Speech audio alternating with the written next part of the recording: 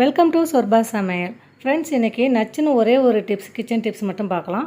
அதுக்கு என்ன செய்யணும்னா, மிக்ஸி ஜாரில் 1 கப் அளவுக்கு இஞ்சி துண்டு எடுத்துக்கலாம். இது ஒரு 50 கிராம் அளவுக்கு இருக்கும். அதே அளவுக்கு ஒரு பெரிய பூண்டு முழு பூண்டு இருக்கும் இல்லையா, முழு பூண்டை இது போல் உடச்சிட்டு 1 கப் அளவுக்கு சேர்த்துக்கலாம். 4 ஏலக்காய், சின்னதாக 4 பட்டை, 4 கிராம்பு இதையும் சேர்த்துக்கலாம். இதை சேர்த்து நம்ம இதை பேஸ்ட்டை பண்ணி வைக்கிறப்போ ரொம்ப நல்லா டேஸ்ட்டாக இருக்கும்.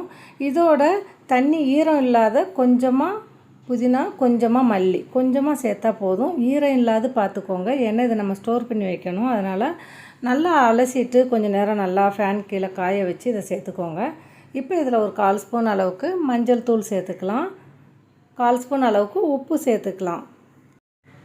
இது கூட 1 டேபிள் ஸ்பூன் அளவுக்கு எண்ணெய் சேர்த்துக்கலாம். இது நார்மலான சன்ஃப்ளவர் ஆயில் தான்.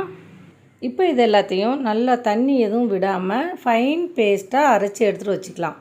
இதை ஒரு ஏர் கண்டெய்னர் பாக்ஸ், அப்படி இல்லைன்னா கண்ணாடி பாட்டில், அதில் ஸ்டோர் பண்ணி ஃப்ரிட்ஜில் வச்சுக்கிட்டிங்கன்னா, நம்ம சன்னா மசாலா செய்கிறப்போவோ, பிரியாணி மசாலா செய்கிறப்போவோ, பிரியாணி செய்கிறப்போ, தக்காளி சாதம் செய்கிறப்போ எல்லாத்துக்குமே இது 1 ஸ்பூன் அளவுக்கு போட்டோன்னா ரொம்ப டிஃப்ரெண்ட்டாக இருக்கும். நார்மல் இஞ்சி பூண்டு பேஸ்ட்டை விட இது சேர்த்து பண்ணிங்கன்னா உங்களுக்கு நல்ல ஒரு ஃப்ளேவர் கிடைக்கும். கண்டிப்பாக நீங்களும் செஞ்சு எடுத்து வச்சுக்கோங்க ஃப்ரெண்ட்ஸ். இந்த டிப்ஸ் உங்களுக்கு பிடிச்சிருந்தா நம்ம சேனலை ஷேர் பண்ணி, சப்ஸ்கிரைப் பண்ணி, கமெண்ட் பண்ணுங்கள். தேங்க்யூ.